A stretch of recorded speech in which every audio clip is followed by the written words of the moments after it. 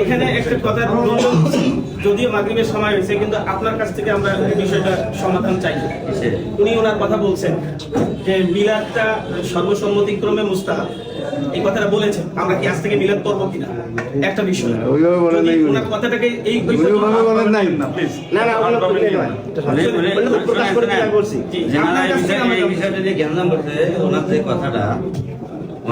কথাটা হলো প্রচলিত যে মিলাদ আমাদের এখানে বলা হয়, কেউ মুবাহ বলছেন, কেউ মুস্তাহাব বলছেন। আর মুবাহ আর মুস্তাহাব এমন একটা বিষয় যেটা নিয়ে নিজেদের বিভেদ করছেন, এটা ইনি স্পষ্ট প্রথমে বলে দিচ্ছেন। এরপরে যদি কেউ জ্ঞান করে, আপনি কি বলেন এই বিষয়ে? হ্যাঁ, আপনি কি বলেন?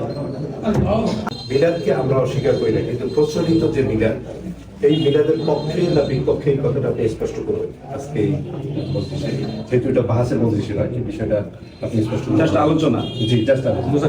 এবং দ্বিতীয় আরেকটি বিষয়, সেটা হচ্ছে আল্লাহ রাসূলুল্লাহ সাল্লাল্লাহু আলাইহি সাল্লাম নূরের তৈরি না মাটির তৈরি, এটার কোন আকীদার ভিতরে আপনি? তৃতীয় আরেকটা বিষয় হচ্ছে আল্লাহ রাসূলুল্লাহ সাল্লাল্লাহু আলাইহি সাল্লাম আজিম নাজির, সর্বত্র বিরাজমান, তিনি সর্বত্র বিরাজমান কি না, এই বিষয়টা আজকে আপনি একটু স্পষ্ট করে দিবেন। আর চতুর্থতম একটা বিষয় হলো আল্লাহ রাসূলুল্লাহ সাল্লাল্লাহু আলাইহি সাল্লাম গায়েব জানেন কিনা। এই কয়েকটা বিষয় যদি স্পষ্ট করে দেন আপনারা আকীদার বিষয়টা, তাহলে আমাদের বিষয়গুলো বুঝতে সহজ হবে। এগুলো নিয়ে বেশি গিয়ে চলতেছে আমাদের এই কয়টাই থাক, আমি শর্টকাটে বলি। আর এটা নিয়ে বিস্তর আলোচনা করতে গেলে কিতাবাদি প্রয়োজন আছে, সময়ের ব্যাপার। আমি আমার অবস্থানটা বলে দিই যে মিলাদ কিয়ামের বিষয়টা হলো আমাদের আহলে সুন্নাত ওয়াল জামাতের আইম্মায়ে কেরাম, মুহাদ্দিসিন, ফুকাহা, ফুজালা যারা ছিলেন, এনাদের বক্তব্য আমার জানা মতো 140 জনের উপরে মুস্তাহিদ এবং হাফিজুল হাদিস তবকার বড় বড় ইমাম, ওনারা এই মিলাদ এবং কিয়ামকে প্রচলিত মিলাদকে মুস্তাহসান, মুস্তাহাব বলছে। আর মূল মিলাদ তো সুন্নাহ, মূল যে মিলাদের তাজকিরা, এটা তো সুন্নতে, এটা তো সুন্নাহ। কিন্তু প্রচলিত মিলাদকে ইমাম ইবনে হাজার আসকালানী রাহমাতুল্লাহ, ইমাম সুয়ুতী সহ 140 জনের উপর ইমাম, যাদের উপরে কলম ধরা বা তাদের ফায়সালা বাইরে চলার আমাদের কারো কোনো সুযোগ নাই। কেউ হানাফি, কেউ শাফি, কেউ হাম্বলি, কেউ মালিকি, চারো মাযহাবের। এবং আপনারা যদি ভাই হিসেবে ভালোবেসে যোগাযোগ রাখেন, আমি সেটা সহযোগিতা করবো আপনাদেরকে এভিডেন্স দেওয়ার জন্য। এই যে আমরা এটা মুস্তাহাব মনে করি, আর এই মুস্তাহাব আইম্মায়ে আহলে সুন্নাত বলছে যে মুস্তাহাব মনে করি। কেউ মিলাদ না পড়লে তার ব্যক্তিগত ব্যাপার, এটা তো সে গুনাহগার হবে না, করলে এটা সওয়াব হবে। এটা বিরোধিতা করা মূলত হলো এই ফিতনার মূল কারণ। যারা মিলাদ করে করবে, যারা করে না করবে না, কিন্তু পরস্পরের বিরোধিতা করলে তখন এটা ফিতনা হয়। এই আমার মিলাদ নিয়ে অপিনিয়ন। রাসূল করিম সাল্লাল্লাহু আলাইহি ওয়াসাল্লামের যে নূরানিয়াতের বিষয়টা, এটা হলো, এটাও আহলে সুন্নাত ওয়াল জামাতের আইম্মায়ে কেরাম, ইমাম ইবনে হাজার মক্কি, ইমাম জালালউদ্দিন সুয়ুতী, তারপরে মোল্লা আলী কারি হানাফি, আরো যত আইম্মায়ে কেরাম, ইমাম সাহাবী, অন্যান্য ইমামরা, তিনারা বলছে রাসূল পাক সাল্লাল্লাহু আলাইহি ওয়াসাল্লামের নূর মুবারক সর্বপ্রথম আল্লাহ তাআলা সৃষ্টি করছেন। এবং এই নূরে মুহাম্মাদি পর্যায়ক্রমে আসছেন ইমাম ইবনু কাত্তান রাহমাতুল্লাহ আলাইহি, এবং ইমাম আব্দুল বাকি জুরকানি রহমাতুল্লাহ আলাই, ইমাম শিহাবুদ্দিন কাস্তালানি রহমাতুল্লাহ আলাই, এরপরে ইমাম মোল্লা আলী কারি রহমাতুল্লাহ আলাই, আরো অনেকে আছে, আমার যে কজনের নাম মনে আছে বললাম। ওনারা সবাই বলছে যে ওয়াক্তালাফাতি রাওয়ায়াতু ফি আউওয়ালিল মাখলুকাত ওয়া হাসিলুহা কামা বায়ানতুহা ফি শারহি শামাইল তিরমিজি, ইবনে হাজার মক্কির কওল বলছে আন্না আউওয়ালাহান নূর আল্লাযী খুলিকা মিনহু আলাইহিস সালাতু ওয়াস সালাম। এবং ইমাম ইবনু কাত্তান রহমাতুল্লাহ আলাইহি বলছেন যে ইমাম হযরত আদম আলাইহিস সালাম সৃষ্টি হওয়ার 2000 বছর আগেই নূরে মুহাম্মাদি থেকে রাসূল পাকের জিসম মুবারক সহ সশরীরে প্রকাশ করা হয়েছে। তো সেই হিসাবে আমরা নবীজির ব্যাপারে বিশ্বাস হলো এটা যে রাসূল পাক বেমিসাল বেনজির নূরানি বাশার, নূরের বাশার। নবীজির বাশারিয়াতকে আমরা স্বীকার করি, নূরানিয়াতকেও স্বীকার করি। বাশারিয়াতকে অস্বীকার করলে কুফরি হবে, নূরানিয়াতকেও অস্বীকার করলে এটা গুমরাহের মধ্যে পতিত হবে।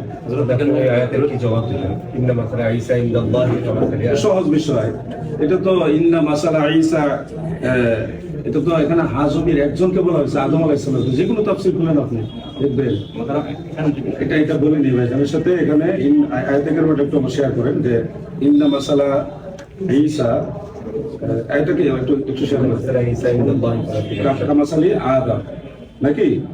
তো এখানে খালাকাহু মিন তুরাবিন, খালাকাহু হাজমির একজনকে বোঝা হয়েছে, বাবা আদমকে বোঝানো হয়েছে এখানে। আর মেসালটা আসছে হলো বাবা আদমকে পিতাবিহীন সৃষ্টি করা হয়েছে, হযরত ঈসাকেও ভিটামিন সৃষ্টি করা হয়েছে, এটা হলো মেসাল। আর সৃষ্টিগতভাবে একজন হলো মাটির তৈরি, দেখেন আপনি খালাকা হু মিন তুরাবিন, একজনকে মিন করা হয়েছে এখানে। এবং আপনি জানেন ইবনে কাসিরের মধ্যে, তাফসীর ইবনে কাসিরের মধ্যে একেবারে পরিষ্কার উল্লেখ এটা যে আহলে সুন্নাতুল জামাতের আসাহ মত হলো সাইয়্যিদুনা আবুল বাশার আদম আলাইহিস সালাম, উনি হলেন সরাসরি মাটির থেকে সৃষ্টি। বিষয়টা হচ্ছে যে মহানবী সাল্লাল্লাহু আলাইহি ওয়াসাল্লাম তিনি সত্তাগত নূরের তৈরি না তিনার নূর? এটা আউয়ালামা খালাকাল্লাহু নূরি, আমার জামা আর আমি সমান্তরাল, আমার জামা আর আমি সমান না। তা মহানবী সাল্লাল্লাহু আলাইহি ওয়াসাল্লাম সত্তাগতভাবে জাতি হবে নূরের তৈরি, নাকি হুসালামের নবুয়ত এবং রিসালাতের যে বিশেষ নূর দেওয়া হয়েছে, কদ জাআকুম মিনাল্লাহি নূরুন ওয়া কিতাবুম মুবিন, এখানে যে রিসালাতের ব্যাপারে বলা হচ্ছে, নবুয়তের যেটা জ্যোতি, এটা লাইট আছে, এটাই উদ্দেশ্য না এই লোকটাই উদ্দেশ্য যে ওনাকেই মানে জিসমটা উদ্দেশ্য, এটা আইমায়ে যেটাকে নূরে মুজাসসাম বলা হয় আর কি। আইমায়ে আহলে সুন্নাত ওনারা রাসূল পাকের জিসম মুবারক থেকে নূর বুঝাইছেন, লিআন্নাহু কানা নূরান লাম ইয়াকুন নূরা লাহু জিল্লুন ফি শামসিন ওয়ালা কামার, লিআন্নাহু কানা নূরান। এটা ইমাম সাখাবী বক্তব্য, ইমাম সুয়ুতী আমরা ইমাম সাহাবীটা প্রাধান্য দেব না, সরাসরি কোরআনকে প্রাধান্য দেব? তাহলে ইন্নামা আনা বাশারুম মিসলুকুম ফায়দা ইয়া ভাইজান বিতর্ক না বিতর্ক না, ইন্নামা আনা বাশারুম মিসলুকুম। নিজেরা শুনেন, ভাইজান আপনি মেহমান, আমি ওনার সাথে কথা বলতে পারবো। উনি মেহমান, আর এটা কিন্তু বাহাসের পরিবেশ, এটা ওনার সাথে জাস্ট একটু আলোচনা করে সবাই যদি প্রশ্ন শুরু করি আর ওই সময়ের কাছে জবাব নিতে থাকি যে কিতাবি হাওয়ালায় আর ওর উপরে আবার প্রশ্ন আসবে, তো এরকম তো সারা রাত চলবে, চলতে থাকে। এ তুললে মেহমান, তা আমরা ওনাকে মেহমান হিসেবে এনাকে বসাইছি। যেমন একটু আগে আলোচনা হলো যে আমাদের এখানে যে ঐক্যতা ছিল এলাকার মানুষের মাঝে, যে সমস্ত বক্তাদের আলোচনা সাপেক্ষে আমাদের মাঝে ঐক্যতা বিনষ্ট হইতেছে, আমরা এটা চাই না আমাদের মাঝে ঐক্যতা বিনষ্ট হোক। তো এই বিষয়ে আপনি আলোচনায় উঠে ধরবেন, এই বিষয়ে এর আগে মানে তুলে ধরা হয়েছে কথা। এখন প্রত্যেকটা বিষয়ে যদি আলোচনা করতে যান তা আলোচনা তো অনেক লম্বা হবে। এখন ভাইজানকে যে উনি যে উত্তরটা দিতেছেন সে উত্তরগুলো হলো মানে মুজমালান, মুজমালের উত্তরে কিন্তু যেটা বাহাসের মধ্যে খোলাসা হবে কোরআন হাদিস উভয় পক্ষের দালাইল মধ্যে, এটা কিন্তু মুজমাল আলোচনা এটা হবে না। যেমন মনে করেন নূর, রাসূলুল্লাহ সাল্লাল্লাহু আলাইহি ওয়াসাল্লাম নূরের তৈরি না মাটির তৈরি, এই বিষয়টি নিয়ে আপনার এখন একজন আগাইতে হবে নূরে জেসমি না নূরে রুহি, নূরে জাতি না নূরে সিফাতি, এই তিনটাকে ভাগ করা লাগবে, তবে এটি ক্লিয়ার হবে। নূরে জাতি যেটা আল্লাহর সাথে খাস, এখন এই নূরে জাতি আর একটা নূরে সিফাতি, নূরে সিফাতি তো কোরআনে কারীমকেও নূর বলা হয়েছে, ঈমানকেও নূর বলা হয়েছে। প্রত্যেকটা আমার আপনার ভিতরে ঈমান আছে, ঈমানটা কি নূরে না? ঈমানটা কি নূর না? আমার আপনার ভিতরে তো নূর আছে। বিষয়টা এটা তাফসীলান ওই সময় হবে যদি ডিবেটের পরিবেশ হইতো, ভাইজানকে যদি ওই হিসেবে আগমন করা হইতো তাহলে হইতো। এটা একটা আমরা আলোচনা করছি, এখন সবাই প্রশ্ন করতে থাকি বিষয়টা কেমন হবে। এখন বিষয়টা হলো এখন এই সব বিষয়গুলো তো এই ছোট্ট আলোচনায় মানে এটা আলোচনার সমাধান না, আর আলোচনার পৃষ্ঠে আরো প্রশ্ন আসবে, দেখা যায় অনেক লম্বা টাইম চলে যায়। উনি মেহমান, উনি ক্লান্ত হয়ে আসছেন। এখন আপনারা যদি বলেন যে খালি নূর তৈরি না মাটি তৈরি, এটা আপনাকে বা পরিবেশে বুঝাইতে গেলে তাই নূরে জেসমি বুঝতে হবে, তারপরে নূরে রুহি বুঝতে হবে, তারপরে নূরে জাতি বুঝতে হবে, নূরে সেবাতি বুঝতে হবে। এই চারোটা সমন্বয় করে তখন আমার আকীদা কি এটি স্পষ্ট হবে। যেমন মনে করেন আরেকটা বিষয় হলো, এখন আমাদের মধ্যে কেউ প্রশ্ন করবো যে রাসূল গায়েব জানতেন কিনা। এখন ডিবেটের প্রশ্ন, ভাইজান এক প্ল্যাটফর্ম আমি এক প্ল্যাটফর্ম, তখন কিন্তু বন্ধুত্ব আছে, আন্তরিকতা আছে, দুই ভাই মিলে একসঙ্গে এক প্লেট খানা খাবো। কিন্তু যখন কোরআন হাদিস নিয়ে উভয়ে বলবো তখন দেখা যাবে উভয় যার যার মতকে প্রাধান্য দেওয়ার ব্যাপারে আমরা শক্ত অবস্থান থাকবো।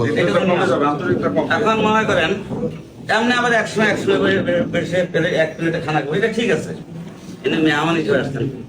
এখন রাসূল ইলমে গায়েব জানেন কিনা, এই ইলমে গায়েব জানতে গেলে এখন এখানে অনেকগুলো বিষয়ের মধ্যে সম্পৃক্ত আছে। এই বিষয়গুলো পর্যালোচনায় একে অপরের সাথে ডিবেটের মাধ্যমে প্রশ্ন উত্তর কোরআন হাদিসের দালাইল ভাবে যে না আসে, বিশুদ্ধ অসম্পূর্ণ থাকে, এই অসম্পূর্ণ থাকাটা এটা আরেকটা ফিতনার কারণ হবে। সেটা হলো যে ইলমে গায়েব, যেমন ইলমে গায়েবকে ভাগ করা হয়েছে, তার মধ্যে একটা আছে ইলমে আতাই। ইলমে আতাই তো এলমে জাতি, এলমে আতাই, এলমে জাতি আর এলমে আতাই, এলমে জাতি একটা বিশেষ জাতির জন্য খাস। হ্যাঁ, এলমে আতাই যেটা আল্লাহ পাকের পক্ষ থেকে কাউকে দেওয়া হয়েছে। এখন এই প্রসঙ্গে অনেক প্রশ্ন আসবে যে এখানে আলিমুল গায়েব বলতে এলমে জাতির আলিমুল গায়েব না এলমে আতাইর আলিমুল গায়েব, এই বিষয়ে আলোচনা দরকার। এখন এলমে গায়েব যদি আতাই হয় তাহলে এলমে গায়েব আতাই হওয়ার পরে এটা এলমে গায়েবের সীমাবদ্ধতা থাকবে কিনা? কোরআনে কারীম এর মধ্যে গায়েবের খবর আছে, এর মধ্যে গায়েবের ইলম আছে। কোরআনে কারীম এলমে গায়েবের এলমে কোরআন এলমে গায়েবের অন্তর্ভুক্ত কিনা? আল্লাহ রাসূল সাল্লাল্লাহু আলাইহি ওয়াসাল্লাম আলিমুল গায়েব আমরা এটা বলি। রাসূল সাল্লাল্লাহু আলাইহি ওয়াসাল্লাম ছাড়া আরো আমরা কিন্তু আলিমুল গায়েব নবীকে বলি না, আপনি কথা বলছেন, আমরা বলি মুখবিরুল গায়েব। মানে সময়ও কম, সময়টা সংক্ষেপে আনার জন্য আমি সবাইকে লক্ষ্য করতে এত কথা জজিয়াত বাড়িয়ে এটা বাড়ানোর পরিবেশ না, আর ওদিকে না যাই। এখন কোরআনে কারীমের এলেমকে যদি এলমে গায়েব বলা হয় তাহলে যিনারা কোরআনে কারীমের এলেমের বাহক, তাহলে এই প্রশ্ন উত্তর কি আসবে? তাহলে সব ওলামায়ে কেরাম এলমে গায়েব জানেন। ওলামায়ে কেরামদের মাঝে, আউলিয়ায়ে কেরামদের মাঝে যা আহলে সুন্নাহ ওয়াল জামাতের আকীদা কাশফ ইলহাম, কাশফ ইলহাম এটা কিয়ামত পর্যন্ত বহাল থাকবে। কাশফ ইলহাম এটা এলমে গায়েবের অন্তর্ভুক্ত কিনা? বা যাদের ভিতরে এলমে কাশফ ইলহাম হয় তাদেরকে আলিমুল গায়েব বলা যাবে কিনা? এখন যদি আলেমদেরকে আলিম গায়েব বলা হয়, আউলিয়াদেরকে আলিমে গায়েব বলা হয়, রসুলকে যদি আলিমে গায়েব বলা হয় এলমে আতিয়া হিসেবে আল্লাহ পাকের পক্ষ থেকে যেটা দেওয়া হয়, তাহলে এখানে বিভেদ কোথায় হবে? আর যদি এলমে গায়েব বলতে মানে জাতিটাকে বোঝানো হয়, অবশ্যই এটা আহলে সুন্নাহ ওয়াল জামাতের পরিপন্থী। তো ভাইজান তো আসছেন মেহমান হিসেবে অনেক দূর থেকে ক্লান্ত হয়ে, আর পরামর্শ হিসেবে অনেকে যেমন থানা ওসি হিসেবে বলছিলেন যে কোনো কথা প্রসঙ্গে যে বিশৃঙ্খলা হইতে পারে বা কেউ পক্ষে কেউ বিপক্ষে মাহফিলটা বন্ধ করে দিই। আমাদের পক্ষে কি বলা হয়েছে? মাহফিল বন্ধ চলবে না, কোরআন হাদিস আলোচনা চলবে, মানুষ কোরআন হাদিস আলোচনা চলবে, মানুষের ঈমান বৃদ্ধি হবে। মাহফিল বন্ধ করার পরিকল্পনা যদি কেউ করে আমরা তাদের বিরোধিতা করি। মাহফিল বন্ধ কেন হবে? আমাদের কথা হলো আমরা শান্তিপ্রিয় এলাকার মানুষ, এই এলাকার মানুষ ধর্মকে খুব মহব্বত করে, যার দরুন বাহির থেকে কিছু ফিতনা এসে আমাদের এলাকার মানুষগুলোর উপরে আক্রমণ করে, মানুষ এগুলো বুঝতে পারে না। যেমন গতকালের প্রোগ্রাম সামনের মানে 13, 14, 15 তারিখের সময় 3 দিন আহলে কোরআন একটা প্রোগ্রাম ছিল ভুনিয়ামারিতে। আহলে কোরআন আমাদের কুড়িগ্রাম জেলায় এর প্রভাব ছিল না, হঠাৎ করে কে বা কারা এই প্রোগ্রামটা নিচ্ছে। গতকাল আমি একাই গেছি, এই কথা বলতে এটা বন্ধ হয়ে গেছে। সেটার দ্বারা যে আলোচনার দ্বারা যে প্রোগ্রাম দ্বারা মানুষের ঈমান আকীদা ঝুঁকিতে পড়বে, অবশ্যই আমাদের বিষয় আহলে হাদিসদের ব্যাপারে অবশ্যই কঠিন থেকে কঠিন পদক্ষেপ আমাদের থাকবে।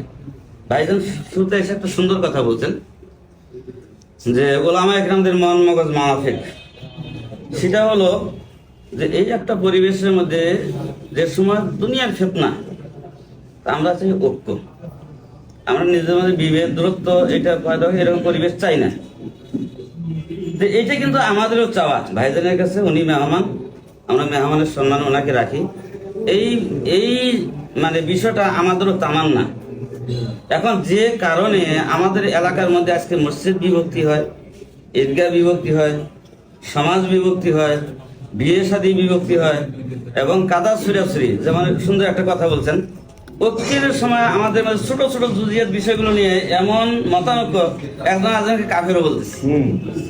আমরা অদ্দূর না যাই তো যে পরিবেশে যে আলোচনাগুলো কেন্দ্র করে আমাদের শান্ত পরিবেশের মধ্যে একটা অশান্তির আগুন জ্বলে ওঠে, মসজিদের মধ্যে বিভক্তি হয়, ঈদগাহের মধ্যে বিভক্তি হয়, এই আলোচনাগুলোর ব্যাপারে আপনি আমার ভাই, আমাদের ওলামা একজন সবারই ভাই, আপনি একজন যোগ্য আলেম, আমরা আপনাকে কুড়িগ্রাম জেলার সমস্ত ওলামা কেরামদের পক্ষ থেকে মেহমান হিসেবে যথাযোগ্য সম্মান প্রদান করি। আপনার কাছে একটা অনুরোধ থাকবে, আপনার আলোচনাটা এই ঢাঁচের হবে যে আলোচনার পরিপ্রেক্ষিতে প্রথমে বলা হয়েছে যে আমাদের মধ্যে ঐক্যের বন্ধন অটুট থাকে, বিভক্তি হয়, এরকম আলোচনা না করার ব্যাপারে অনুরোধ। আপনার অনুরোধ যথাযথ মূল্যায়ন করা হবে ইনশাআল্লাহ। আর কিছু মানুষ আছে, ওই হযরত ঈসা আলাইহিস সালাম বলছেন, আমি আল্লাহ পাকের হুকুমে মৃত মানুষকে জীবিত করতে পারি, সাধারণ মানুষকে বুঝাইতে পারি না। তাহলে বোঝা গেল মৃত মানুষকে জীবিত করার থেকেও সাধারণ মানুষকে বোঝানো বড় কঠিন।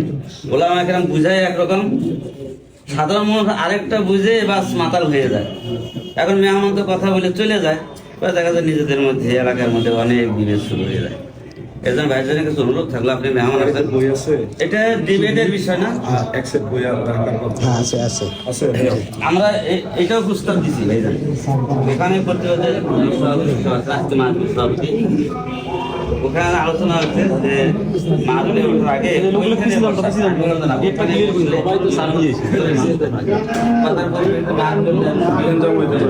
ঝামেলা করে মাহফিলের ক্ষতি হয়, যদি হয় আমরা এখানে ঘরোয়া কোনো ডিবেট না, আমরা মেহমানের সাথে এখানে ঘরোয়াভাবে বসে কিছু কথা বলবো এবং আমাদের এলাকার চিত্রটা আমাদের তুলে ধরবো। আপনি একমতের সাথে কৌশলের সাথে আমাদের দূরত্ব যেন না হয়, দূরত্ব কমে আসে, এই ব্যাপারে আপনি আলোচনা করেন। নিশ্চয়ই। আমি কিছুদিন আগেও তো যে মাওলানা আলী হাসান সাহা, উনি দাদা রাহুলের সাথে যখন ডিবেট হইল না অনলাইনে, তখন তো উনি সিলসিলাতু জাহাবিয়া এটা উনি পরিপূর্ণভাবে ফোকাস করে তুলতে পারে নাই, যার কারণে লামাজহাবিরা ব্যাপকভাবে প্রচার করছিল যে ওসামা সাহেব হেরে গেছে। তখন কিন্তু আমি ওনার পক্ষে দাঁড়াইয়া সিলসিলাতু জাহাবিয়ার 6টা যে সিলসিলা আছে সবগুলো আমি তুলে ধরছি, এবং ওনার রাজা রাহুল যে সনদটা বলছিল ওইটা যে সিলসিলাতু জাহাব না, ওইটা আমি ওনাকে ক্লিয়ার ভাবে বুঝাই দেওয়ার পরে কিন্তু সবার কাছে বিষয়টা মেসেজ গেছে না ওসামা সাহেবের বক্তব্য সঠিক। তো আমরা মাঝহাবের স্বার্থে আমি আমার অবস্থান থেকে সবসময় চেষ্টা করি লামাজহাবকে প্রতিরোধ করি। সেক্ষেত্রে আমি কওমি না আলী এগুলি আমি দেখি না। কিছু বিষয় আছে ভাই যার এরকম পরিবেশনা আমরা আরো খাস মজলিসে বলবো, সেখানে বসে আলোচনা করি। যেমন এলমে গায়েবের ব্যাপারে হুজুর যে কথাগুলি তুলছেন, আমি যত শুনলাম হুজুরের সাথে আমি 5 মিনিট কথা বললে দেখা যাবে হুজুরের যেই আমিও সেই, মানে এলমে গায়েব, আমরা তো গায়েবে জাতি রসুলে পাক এটা তো আমরা দাবি করি না, আমরা বলি গায়েবে আতাই, যেটা এটা নবীজিকে আল্লাহ তাআলা দান করছে। এবং নবীজিকে আলিমুল গায়েব বলি না, আমরা বলি মুখবিরুল গায়েব, গায়েবের সংবাদদাতা। দেখা যাচ্ছে আমাদের মতো দূরত্ব কিন্তু তেমন কিছুই না, দূরত্বটা হলে একসাথে বসলেই শেষ। একটা বিষয় জানতে খুব ইচ্ছা। একটু আগে উনি বলছেন যে মিলাদ, মূল মিলাদ বলতে উনি কি বুঝাইছেন, এটা আমাদের কাছে একটা মেসেজ চলে আসছে অলরেডি। মূল মিলাদ বলতে উনি আসলে যে মিলাদ গুলো হয় এগুলো বুঝাইছেন না, রাসূল সাল্লাল্লাহু আলাইহি ওয়াসাল্লামের জিন্দেগি আলোচনা করাকেই বুঝাইছেন। স্পষ্ট করে আমি একটু বলছে, উনি বলছেন তো এই জন্য বলি। আর দ্বিতীয় নম্বর কথা হলো, আপনার কয়েকটা আলোচনা পাওয়া যায় যে চরমনাইরা ডিবেটে হেরে গেছে, একটা আলোচনা আমার কাছে এখনো ভিডিও আছে। কেউ হয়তো আপনাকে ট্যাগ লাগায় করছে, কিন্তু আপনার আলোচনাগুলো এই কোয়ালিটির আসছে। দুই দিকে মাহফিল, রাস্তার এদিকে আর ওদিকে, এটা মাহফিল, এটা ডিবেট না। এরপরে যে প্রশ্ন করছিল আমি বলি যাদের কথা আমি বলে দিই, আপনি বলবেন, কথাটা শেষ করি। এখন কওমি হোক আলিয়া হোক, বিশেষ করে জাকাত ফিতরার টাকা খেয়ে এরা বড় হয়েছে, এটা তো বলছি আমি। এইরকম কোন বক্তব্য ভবিষ্যতে দিবেন কিনা, এটা আমার এটা আমি তো কেন বলছি, কাদেরকে বলছি আমি খুলাসা করছি। আর চরমনাইয়ের সাথে প্রশ্ন এসেছিল আমাকে খুলনা রূপালী ব্যাংকের সামনে হাই রোডের উপরে করছিল যে যার পীর নাই তার পীর শয়তান। তখন আমি আত্মীয় দরবারের দায়িত্বশীল, তখন আমি বলছি এই কথা, ওনার যে আমার জিজ্ঞাসা করছিল এটা কোন কিতাবে আছে, আমি বলছিলাম চরমনাইয়ের কিতাবে আছে। তো চরমনাইয়ের কিতাবের নাম বলে দিছি, বাস ঝামেলা শেষ হয়ে গেছে। এটা তো ডিবেট না, মারামারি না, সংঘাত না, গেঞ্জামো না। প্রশ্ন করছে আমি উত্তর দিয়ে দিছি, বাস শেষ। যাওয়ার পরে দেখবেন যে হাইলাইট হলো এলমে গায়েব,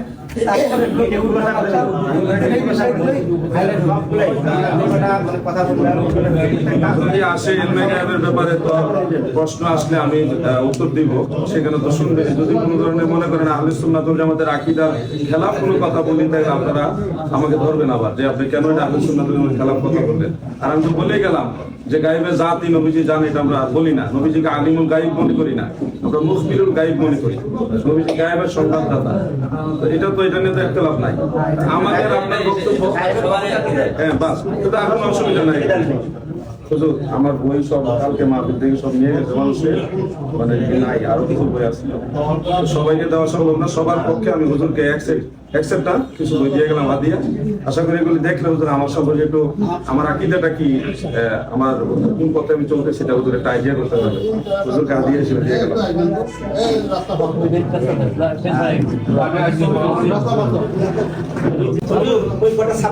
এখানে একটা কথা যদিও মাগরিবের সময় হয়েছে কিন্তু আপনার কাছ থেকে আমরা বিষয়টা সমাধান চাই।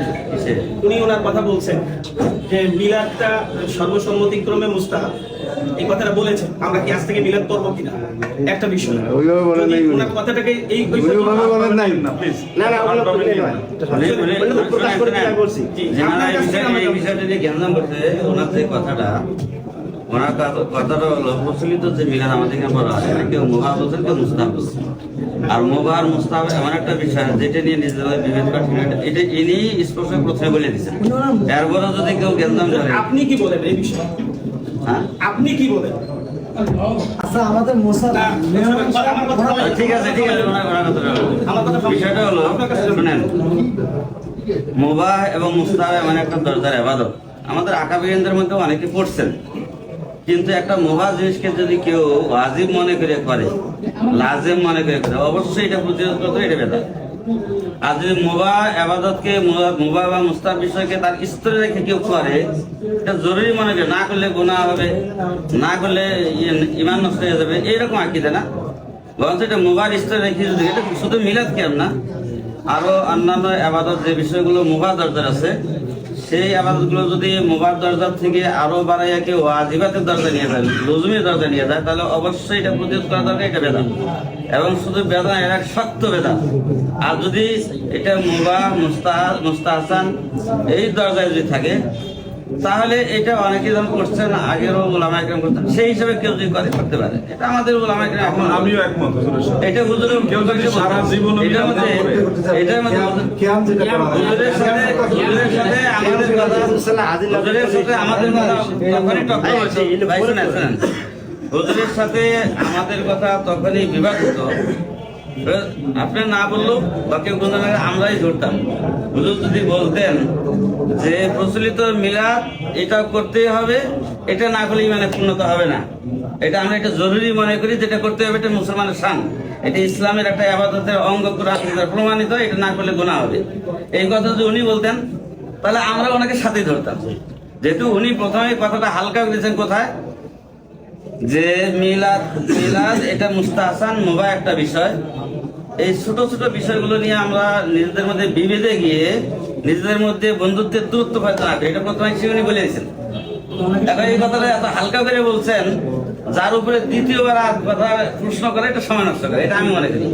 আসলে আমাদের কথাটা এই পর্যায়ে ছিল না, যে পর্যায়ে ছিল সেটা হলো যারা ওনাকে নিয়ে আসতেছিল, আমরা জানি রাজারবাগ দরবারের কিছু কিছু ভাই, এই বিষয়টাও ওনাকে বলা হয়েছে। আমাদের মধ্যে বিভেদ কিছু মানুষের আলোচনা পরিপ্রেক্ষিতে যারা মেহমান শোনার কথা বইলা যান, এবং এই কথাটা আরেকভাবে নিয়ে এনারা নিজেদের বিভেদ সৃষ্টি করে, এই কথাটা বলা হয়েছে। মিলাদের মধ্যে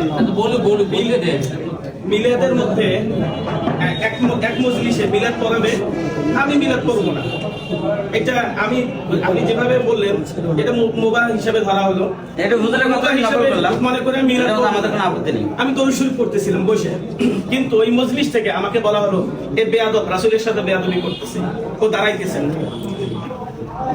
এটা কোনো আওয়ামদের কথা। আমাদের বক্তব্য হলো, কেউ যদি সারা জীবন মিলাদ না পড়ে, এটার জন্য সে সগীরা গুনার অধিকারীও হবে না, কিন্তু পড়লে সব হবে। ওই মজলিস থেকে না দাঁড়াইলে এটা আওয়ামদের বক্তব্য, এটা আমরা দলিল হিসেবে নেব না। কিয়ামটাকে কোন নজরে দেখে? কিয়ামটাকে মুস্তাহসান ওই নজরে দেখি, এই হিসেবে তো আমল করি। কিন্তু এগুলি নিয়ে যদি আরো আমরা আলোচনা করতে চাই, আমার একটা কথা শুনে এটা আরো বাড়তে থাকবে। আমাদের এই 10 মিনিট আর আধা ঘন্টা এটা সমাধান হবে না। আমি আন্তরিকতার সাথে আপনাকে এবং ভাইজান আর যারা আছেন, আমার বাসায় যাওয়া, আমার পরিবার আছে নারায়ণগঞ্জ শহরে, একেবারে কলেজ রোডে, আপনারা একদিন মেহমান হন আমার বাসায়, আমি আপনাদের নিয়ে আন্তরিকতার সাথে সময় দিব, আলোচনা করবো একটু বিষয়টা। আপনার অবস্থান আমরা ক্লিয়ার হয়েছি। আপনি আমাদের স্থানীয় যে শায়েখ আছেন আব্দুল হান্নান হুজুর কাসেমি সাহেব, ওনার বক্তব্যের সাথে যদি আপনি একমত হন, আমাদের এ নিয়ে কোনো দ্বিমত নেই। আমাদের মধ্যে মূলত কোনো দ্বিমত নাই। মূলত আমাদের মধ্যে কোনো দ্বিমত নাই, ওই পাবলিক কিছু আওয়ামদের কারণে বা কেউ এদিকে বাড়াবাড়ি করে ওই দিকে বাড়াবাড়ি করে, এই কারণে আমাদের মধ্যে দ্বিমত গুলো ঢুকছে। জাযাকাল্লাহ, জাযাকাল্লাহ। বাড়াবাড়ি করে লাগিয়ে দিয়েছে। মনে করো আমরা দূর থেকে আসছেন, দূর থেকে আসছেন, আসে একটা বিপদের কথা বলে চলে গেল। একটু দোয়া হবে।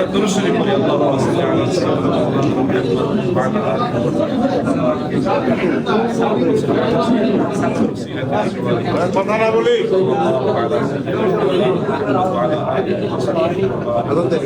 اللهم امين اللهم